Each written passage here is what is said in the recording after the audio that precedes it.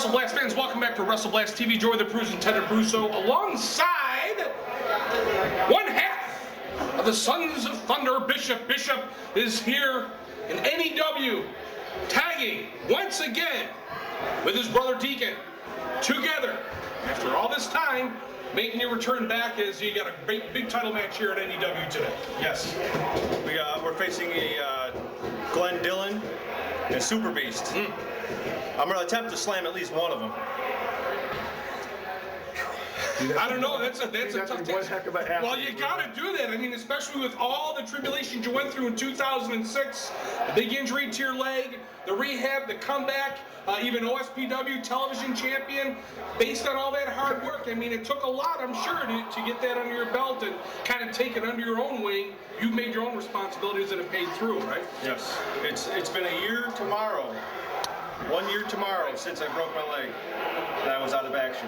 And we've seen it here on WrestleBlast TV. We've shown the footage, as graphic as it may be, but it was real, folks, but you came through. So with doing that, and of course, all of our wrestling fans out there watching, we get the opportunity, and I have the pleasure and privilege, once I get my tongue fixed, to produce and introduce to you Bishop from the Sons of Thunder. You have been chosen as WrestleBlast TV Athlete of the Year. Our congratulations to you from all of our fans voting. Thank you very much. You have been chosen as making that comeback and striving to be the best athlete that you can and overcoming this obstacle and now coming through here as a champion. Congratulations. Tell them. It's been an honor and privilege to be wrestling for OSPW and to get this award. I didn't expect this award, nor the awards that I got at OSPW. For most inspirational, these two awards mean a lot to me, and I'm going to try to keep up the wrestling that I am doing and make sure that the fans enjoy my match. And they'll continue from years on end. And Bishop, again, we couldn't be more happier for you after coming back from that injury, but showing the athlete that you are, you made it persevere and you did well. Our congratulations. 2006 Athlete of the Year, Bishop from the Sons of Thunder. I'm Joey the Bruiser, Ted Bruiser. We'll be back with more WrestleBlast TV right after this.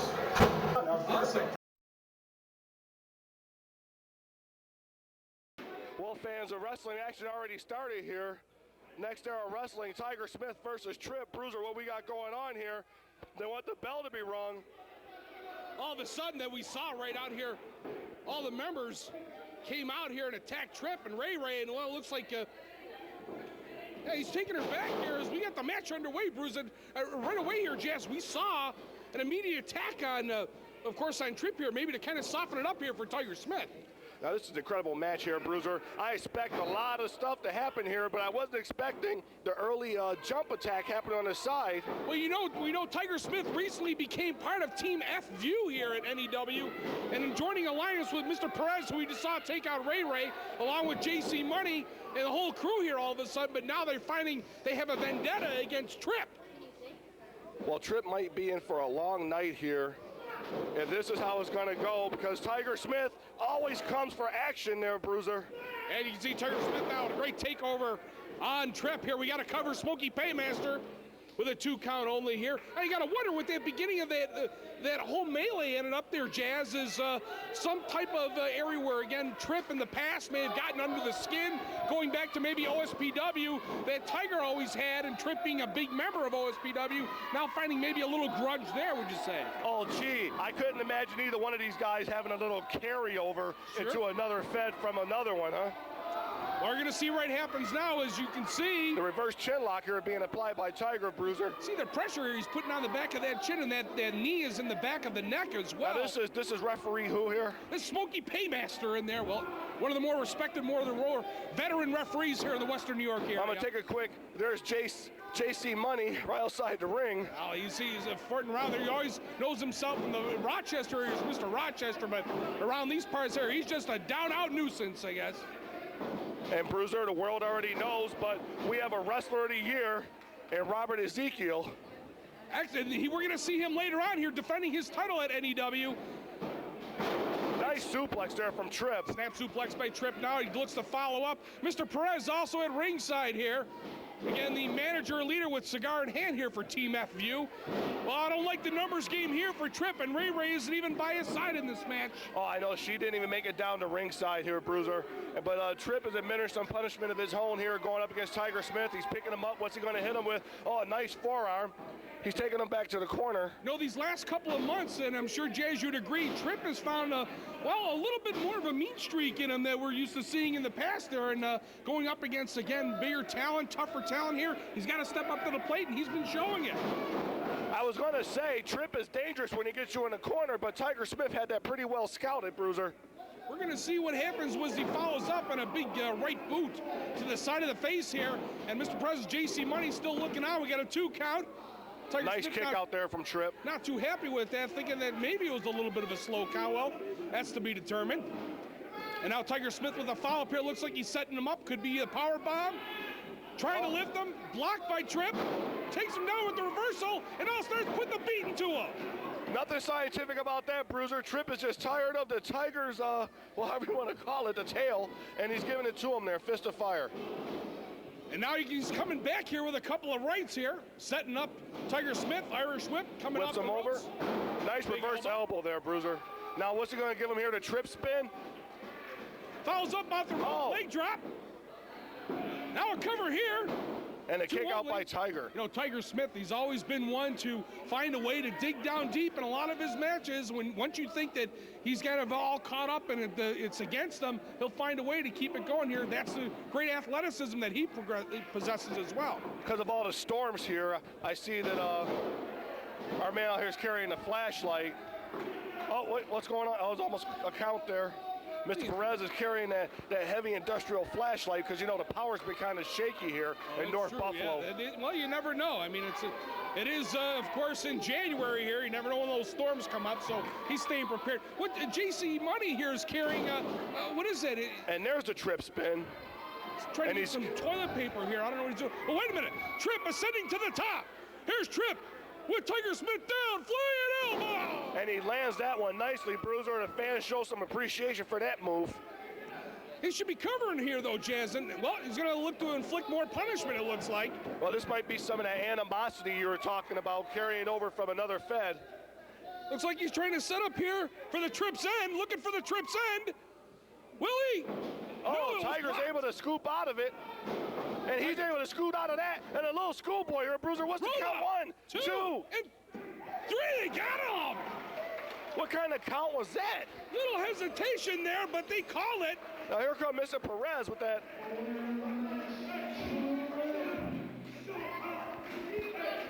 Now Mr. Perez here having some type of discussion with referee Smokey Paymaster. Now, what's the argument that he has here, Jazzy? He made the call. Nice roll up, like you said. He tried for, again, the Tripp's end. It was well blocked, but Tiger Smith here didn't see it. They're telling him to restart the match. Well, again, Mr. Perez, he's the CEO here at NEW, and Tiger needs to turn around. He's not paying attention to what's happening behind him. And now it looks like he's set up for the Tripp's end. He's got Tiger Smith up. He's looking to end this once and for all. There. Oh, Bruiser. Cover, that'll do it. Finally, there it is. What a way to... He wanted a chance, he got it. What a way to start the year here for Tripp. 2007 here in Next Era, taking out Tiger Smith. And we'll be giving out more Russell Blast awards, but that one, the Duke Tripp gets that, who was the 2006 Rookie of the Year, so he continues his winning ways.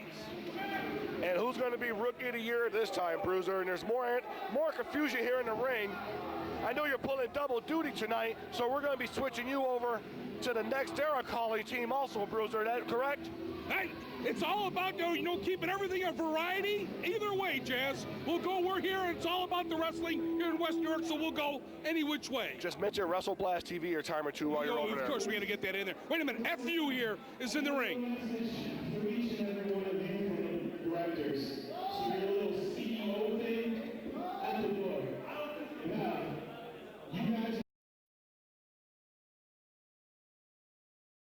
Match with you, and it's an honor being here. Thank you for joining me here today. Bruiser, I just gotta say one thing. I have been around this business for over 25 years, and you, my friend, are one of the most incredibly talented commentators I've ever seen in my life, and that's why everyone in the studio audience is going to vote for Bruiser as the #1 commentator. That's right. And coming out here is Hellcat. Shirley, that's Hellcat. There, I see her. Here's the boss. That's the guy. Hellcat, the big boss, the Vince McMahon of the independent scene. Now you're going to see here as he's made his way out here with his nephew, Johnny Kayfabe is alongside. Normally I would see his bodyguard Ice out here, but I can't seem to find him right now, so it looks like that they're going to stay true. Very quickly, also joining us here, because this is such a big event, Jazz Miles is also in on the action here, Jazz. I just wanted to throw in the fact that Hellcat is leading in the most popular and the most hated wrestler of the year.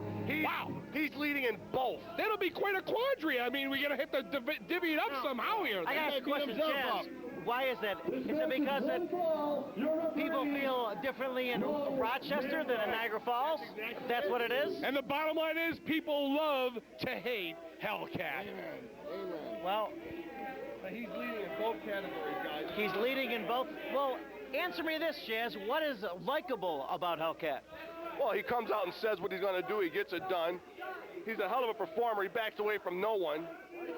Okay, so you have to admire that. You know what's interesting here? You know what's interesting here is that Hellcat making his way to the finals, where last month he took on his longtime friend and partner, a tag team for many years, and they formed together their partnership, Team 420. They became bitter enemies, and he did some damage to Chip Stetson last month, which gives him his shot here at the title. And it's incredible where a title of this magnitude can break friends up just like that. And now you can see Hellcat with his opportunity. The boss has the chance to rule the Empire. And Hellcat is the first ever WrestleBlast TV champion holding in BCW. First ever. Very well-known fact here this time. So when WrestleBlast came on the air back in '96, we crowned him as the first champion at the time. Wow. But now Hellcat is the boss. Now, I believe a big player in BCW was Troy the Boy Buchanan, right? That is correct, and he was from BCW at the time, and also part of it. As you can see right now, the match here continuing. Kevin Dunn, who many fans know is also being a tag team specialist with Mean Marcos as well, and they formed a team back in the day, but right now it's Kevin Dunn that is doing it in a singles competition, and he's been a heck of a talent here, especially not only in NWA Upstate itself in Rochester, but has shown himself to be quite a contender here at NWA Empire. And Kevin is smart, too, because he knows that when Hellcat is out of the ring, he stays right inside the ring, because that's just what Hellcat wants him to do, to follow him up outside of the ring. That's Hellcat. He connives, he thinks, he plans. How can I fool the other guy into letting me kick his butt? Well, I'll tell you, Hellcat, he's a wily veteran, like we have mentioned before, and you would think that the upper hand, I would have to say, just because of just experience would go to Hellcat, but Kevin Dunn has shown himself as great athleticism here over the past. You see a great arm drag that time. He has an opportunity that may have eluded him in the past, but from his talents he's shown, this is a great chance for him to get his first singles title here in quite a while, but it's going to be a tall task against the boss. I don't know about that. Hellcat's a force to be reckoned with here tonight, Joey. And I guarantee you, we haven't seen the beginning yet. Hellcat's just getting warmed up. As you can see right now, the action continues. Leapfrog that time by Kevin Dunn. Hellcat went under, but he caught it back again, and now Dunn setting him up. Kevin Dunn with Hellcat. Reverse atomic drop. That's going to feel not too well. Nonetheless, you're going to see here now Kevin Dunn just kind of waiting and poising for him to do something. Does it again, brings him up, and a second time brings him up and down. Atomic drop, that was fabulous. I mean, I haven't seen that since '75. You're going to see incredibly, Richie, where you at that time, that second atomic drop had so much momentum on it. It just took right now Hellcat right out outside of the ring. This is where Hellcat is good at the mind games, getting the rest, and of course but his nephew Kevin is out following there. him, Joey. He's following him outside of the ring. Now you got to watch Johnny Kayfabe. His nephew is out there. He ducks out of the way, so he's got a little support. Oh! Hellcat missing with the elbow that time. Dunn follows up, arm drag takeover there, and sets him out again. I can see that Dunn has him well scouted out, Joey the Bruiser. We talked about Mean Marcos as being his former tag team partner, and they were former champions as well.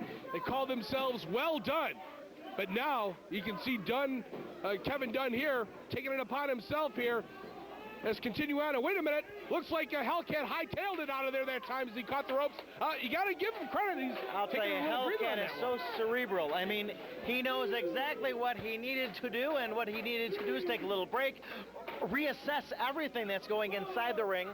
Wait, Oh, son, my- Slingshot comes Oh! over the top rope but misses. Just like you mentioned, Richie, Exactly that what he I had said. the idea.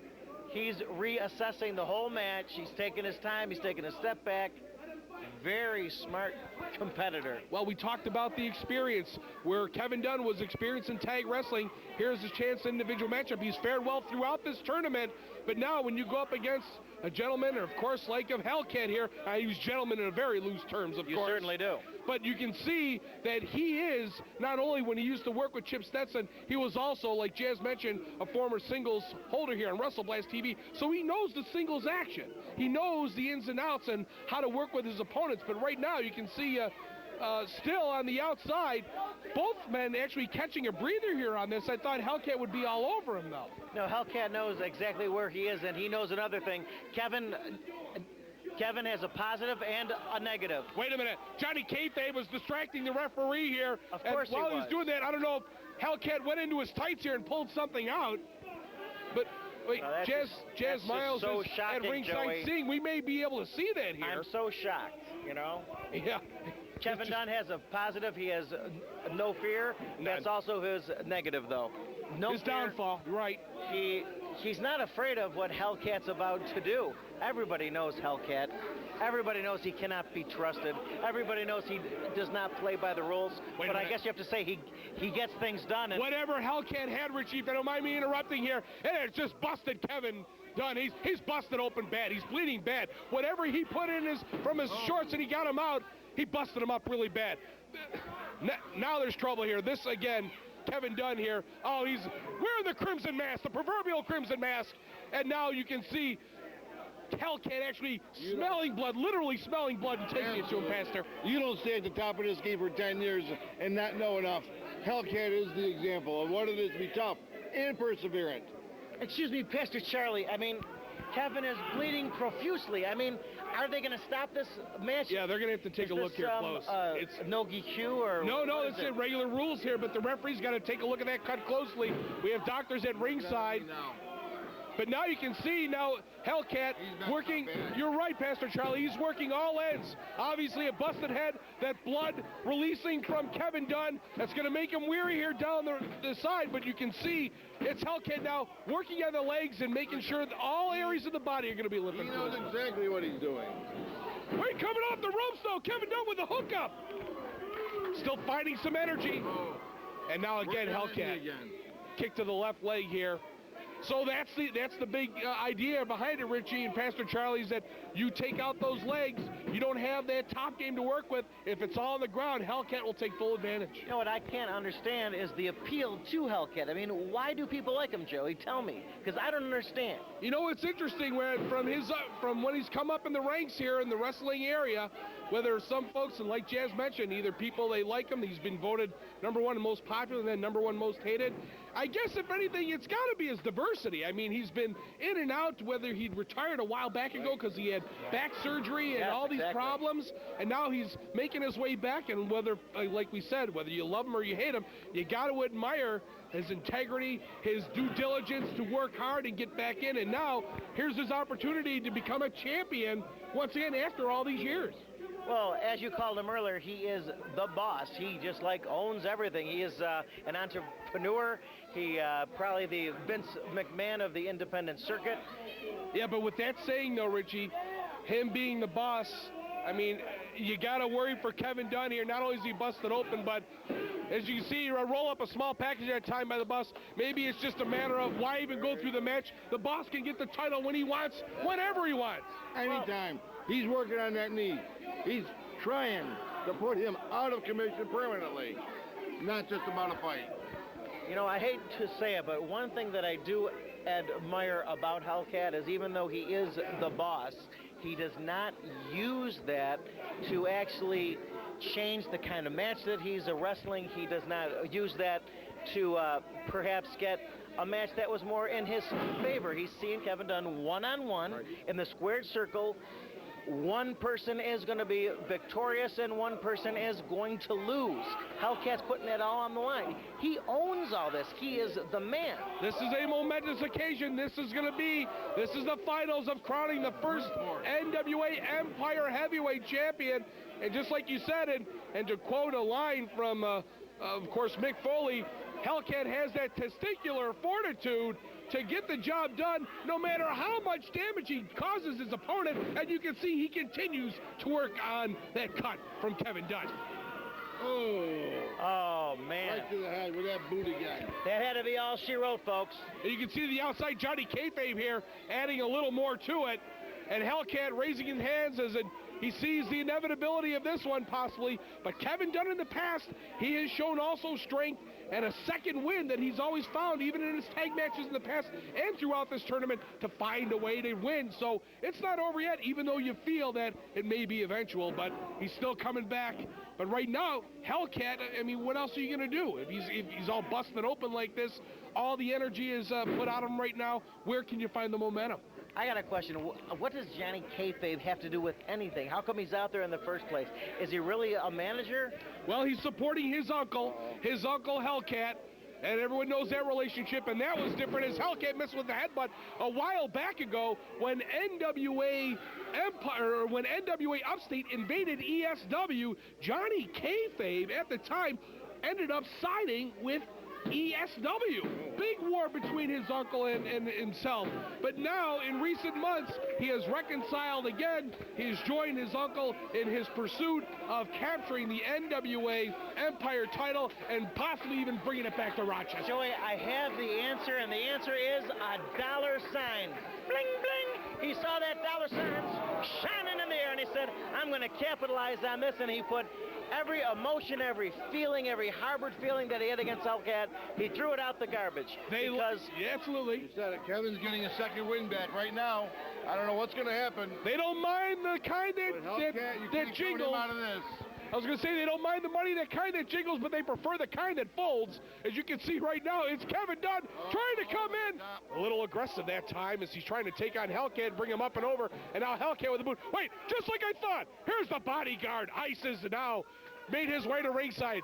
Hellcat's bodyguard. It's an eventual 3-on-1 right now, Richie. The ref is being distracted on the other side of the ring. And Pastor Charlie again mentioning that too, is that it's just a matter of, again, it's now a numbers game. So maybe this could be the beginning of the end. I actually hope that we can go to a replay. Did Hellcat, take the second rope and snap it in Kevin Dunn's face? Yeah, he's using any means possible. No, I think that's what it was. I got to see the replay. Oh, my goodness, and he snaps him right down. And on top of that, Kevin Dunn's leg got caught up in the ropes. More damage afflicted to the lower region right now of Kevin Dunn. It looks like he's set it up for a figure four. Trying to lock him in, and he does. Incredibly executed, He locks ladies and gentlemen. This is a Ric Flair-style figure four. He has the pressure just in the right place. Referee checking on Kevin Dunn, asking if he needs to submit, and he's got him right in the middle of the ring here as well. Kevin is incredibly strong. The crowd is for the second one. The crowd is totally behind Kevin Dunn, ladies and gentlemen. The crowd has totally changed. Kevin Dunn trying to reverse the figure four by turning him over, but no, Hellcat came right back and has him down. Oh, that's it! It's gonna do it! It was just too much! It was too much, Richie! Pastor Charlie, just too much on that one. It was perfectly executed. It looks like we have a new champion. Your winner and the first ever NWA Empire Heavyweight Champion, Hellcat. Oh, there it is, my friends. You saw it and how it was. It looked like that Kevin Dunn had the opportunity to turn him over, but again, that blood loss, that obviously had to play a factor. Absolutely. I'm not a big fan of Hellcat, but I have to say one thing. He did not use his role of the owner of the company to change any rules, to change any regulations, and he got the job done. So I will agree. I reluctantly say hats off to Hellcat. Hats off is right. Even the case being, I mean, he had Ice and, of course, his nephew, Johnny Kayfabe on the outside, but he did the work. The boss is the ruler of the Empire. Oh, man, the only thing that's bothering me right now is if you think his ego was big in the past, Oh my God! Walk in the room 5 minutes before he will.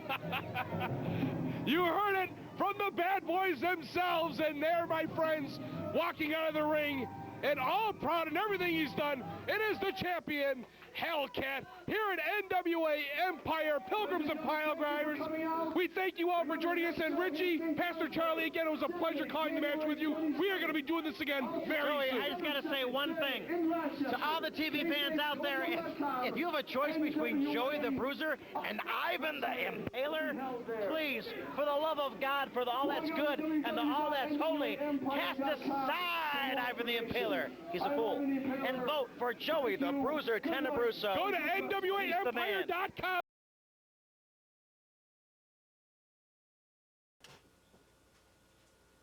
WrestleBlast fans, welcome back to WrestleBlast TV. I'm your host, Joey the Bruiser Tenebruso, and every once in a while, and you've seen on the show in the past, that folks come by, say hi, and get ready for the Fist of Fury and all that's involved with the bruise marks, and just kind of come in and say hello to all the wrestling fans, whether it be independent, maybe some mainstream, we've done in the past. Well, I have that opportunity right now. Ladies and gentlemen, it's a pleasure as we pan out, and I have in front of me at this time this gentleman, this 6'4" man, of course, Slaughter Creek, Texas. Exactly. Blackjack Phoenix, star in OSPW now, also nationally known, and he has made his way here to WrestleBlast TV. Blackjack, welcome to WrestleBlast, and good to see you, my friend. Very good. Excellent. Thank you, boy. Thank you, boy. My pleasure. Now, first, let me just get things started here. Now, we've talked in the past and seen some of your matches. You know, you're in the Western New York area. You've wrestled all over the country. You've held some pretty prestigious titles, which we can go over here in a little bit. But OSPW, let's start with that. Why OSPW? What is it that brings you here? OSPW is more personal, Bruiser. It's a matter of there's two guys there. I just, you know, there's something about them. They're good competition. They've taken me out. They cheated me in the past, and that's why I'm back. It's not so much revenge. It's just something I got to prove to myself and to the fans locally. Okay, no, and well, there's a lot of great competition here, and It's good. It's obviously good. It's good. this is an opportunity here where you know we've seen over the weeks that your star obviously is on the rise here, and well, you got goals in mind here. Tell us a little bit. Without a doubt, without a doubt. My biggest goal coming back to OSPW was take the OSPW tag team titles. Right. Me and my partner, the big one, Greg Karma. Every time we seemed to get those titles, we got cheated. Every time. So then I came back. We had the opportunity to go back again. Another shot at the titles. Got cheated again. Go back. Another shot at the titles. I just had enough. My goals have switched. Okay. My goals changed. I went in a different direction, down a different road. I couldn't take any more of that. You know, there was no partner that could back me up the way I need to be backed up. So it was time to put that to an end, as you saw, or as you will see. Yeah. And now my goals have changed. I'm going a different direction. Straight to the top. I mean, you're Where I belong. Where I belong, Bruiser. Okay. Well, I mean, you're riding along here with, of course, Rex Atkins and all the folks that are involved there. I mean, you have a special relationship that you have now come to appreciate with him and some of the other folks here. Give us a little background on that now. Well, see, the thing is, my wife and I, Ashley Veda, OSPW Women's Champion, international star as well. She's from Winnipeg, Canada. I'm from Texas. I have family here in Buffalo, New York. So when we got married, we figured we'd stay close to Buffalo. We got some beach rental property up in Churchton. Oh, You know, we travel there during the summer. When I'm in town, we don't have to pay for hotels. I've jumped off that pier before at church. Oh, yeah. It's gone now. They tore that thing up. It's Almost back. That's right. It's garbage now. But yeah, so we were just up there one day. I went to the local ice cream shop, took the baby down, get some ice cream, and this guy comes out and says, "You're a wrestler." I'm like, some people said so. And he says, "Our kid we got working in the kitchen, he wants to be a wrestler really bad." So I'm like, send him out. A little young kid comes out, just like, "Oh, I want to be that. I want to do that. I want to do that." So I'm laughing at him, okay, kid. And he told me something about some people offered to train him in Ontario, made him pay $150 just to get beaten up. Shoot. No training involved. Shoot. Now, when I went to training where it counts, down south, the old NWA boys. And you know they're going to take it out on your ass. I don't know if I'm allowed to say that. That's fine. It's but paying they the will. price, yeah. Exactly. And you pay it hard, but they don't beat you up. You know, they bruise you up a little bit. They let you know this is not a joke. This is not what you think it is. This is not fake like you've been told. This is rough. Sure. But they don't straight up go out there and beat you up. for no reason. And that's what they did to this kid. So I heard that and I was like, I'll tell you what. I was out of wrestling at that point with my knee. Just had a baby. I wasn't sure if I was ever going to come back. And it was a depressing time, to be honest with you. I didn't know which way my life was going. I had my passion for wrestling and my passion for fathering. And, with the knee happening, I couldn't do it. So I started to get in the gym a little bit. Concrete floor boxing ring. Just a canvas and some ropes. That's it. I started showing him a few things. And my knee started to, my knee felt all right doing it. And then the kid, just his passion was just unbelievable. It sparked almost that passion in me again as when I was 19 years old down at Chief Wahoo School.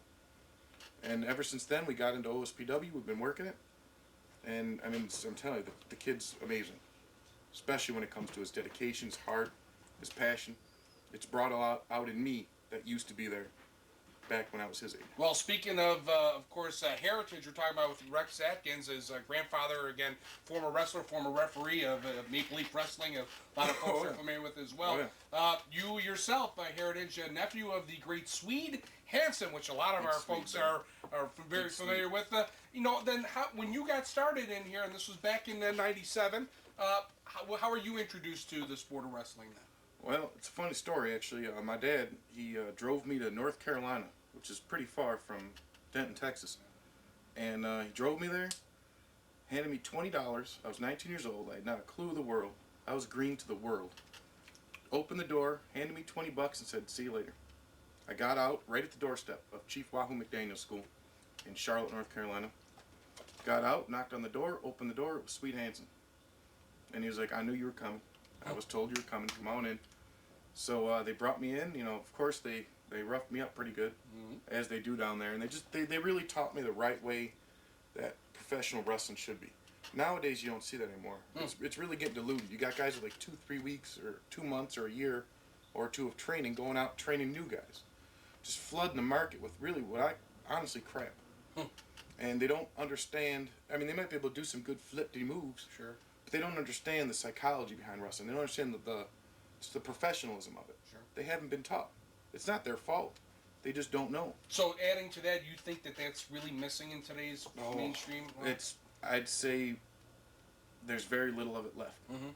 I was lucky enough to get the proper training, to go to the area where it was still taught properly. Okay. And nowadays, there's not much of it anymore. So with the mentoring of Swede Hansen and being down at Chief Wahoo McDaniel School, what would you say maybe the one big valuable lesson that you've learned as you've now come along in the ranks? Professional, really, protecting the credibility of the professional wrestling business. Okay. Number one, first and foremost. You'll never see me do anything to really impact the credibility of the business. If I take a chance and impact my own credibility, that's different. I'm never going to compromise the business or the sport, whatever you want to call it, itself. I'll never do. It's interesting that, like you say, Blackjack Phoenix here, maybe a breed apart in today's wrestling genre, but right now in OSPW showing how he's able to perform into his best of his abilities. But like I said, you've been known nationally, and you come to town here, so it's definitely something that is prestigious when you come into OSPW. You look for some gold and so forth. Again, you've held, and I'm looking at your resume here, NWA Mid-Atlantic Tag Team titles at one time, and even same titles as Uncle Swede held. Yep, that's Rip Hawk. Often and many times. Many times, and Swede was my manager in that match. Okay, AWA World Heavyweight Champion. Now, was it recognized, or did folks know? What was it? On the show, they announced the winner of the match, the new AWA World Heavyweight Champion, Jason Phoenix. That was the time. It was run by the same people that run the AWA. Just for some reason, it's never made it into recognition. Okay, all right. Something like that.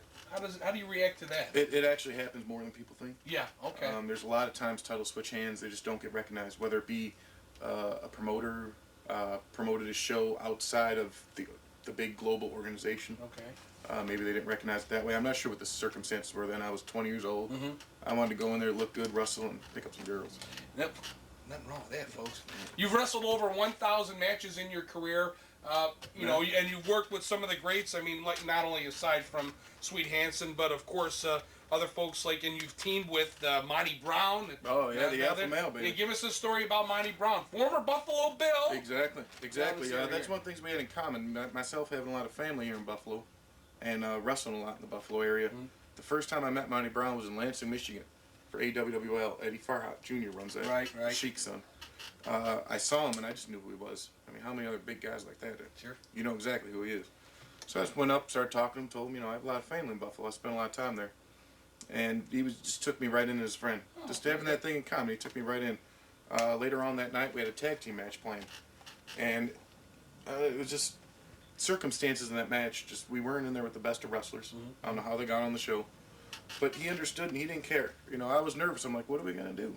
There's a packed house outside. There's over 2,000 people in that crowd. And the TV cameras were rolling. It was on ABC and pretty much a good part of the, Midwest. Yeah. And he just told me, he says, Blackjack, don't worry about it. We'll go out there, we'll kick their butts, and whatever's left for them, they'll show it on TV. Worked out well. Oh, I was never more comfortable in the ring than I was in that match. So aside as your partners that you've had over the time, I mean, do you rank him up there, or how would you rank some of your other partners then? If you had to. Yeah, I definitely rank him up there with one of the best. We had Yeah. about 2 or 3 matches, tag team, couple 6-man. Chris Sabin is another guy Yep. I tagged. I was lucky to tag with a couple times. He's really good. He's young. He's a lot of people don't really. He's still new to the business. Yep, but right. Man, is he good. Yeah, high Ooh. flyer himself, right? Man, is he good. Seen him on NWA TNA. Oh yeah. many times. I mean, I've been in the business almost 10 years, and he's just as hip to the things going on in the ring that a guy like me is. 10 years in the business, 15 years. He's just as smart, just as good, just as talented. He's going places, that boy. Well, speaking of going places, let's again focus on you here for a moment. You're here in the Western New York area. You've been around, world traveler, been to Mexico. Even I noticed your IWA title at one time. Oh yeah. Tell us some of your experiences there. Well, I don't know. Everywhere I go in the world, it's always different. Yeah. Fans too, do you think? See difference in? Totally. Yeah. Totally. I mean, you go down to South Carolina, those people they'll break a beer bottle and stick it right in you. They don't. They're rough down there. I made the mistake. I was doing a spot one time where I was the only Southern guy on the cart in South Carolina. They were all Southern, but they were just playing me up as the big Southern hero. Okay. And for some reason, my partner was just making me mad. So it was time to get rid of him. So I turned on, the crowd started booing me, and for some reason I had the Southern flag, the Dixie flag in my hand. Right. I just took it, wiped my nose with it, threw it on the ground. Uh-oh. Just professional wrestling, Okay. Well, needless to say, I had my my cousin's car. I drove that down from Buffalo, so I had New York State license plates, and they knew which one was mine. And all I saw was a couple wrestlers were in the back going, "Jason, you can't go nowhere. We're calling the police." I'm like, I thought I was like a fugitive. So they took me out to the window, looked out. They're back in pickup trucks into my cousin's Dodge Daytona. Never forget that one. Oh my goodness. The fans are rabbits. More, I guess so. Well, see, and that's the difference you find. But a lot of it can also have to do with, whether the wrestling is, we know, is a great sport, great industry, and so forth. The best sport, best history.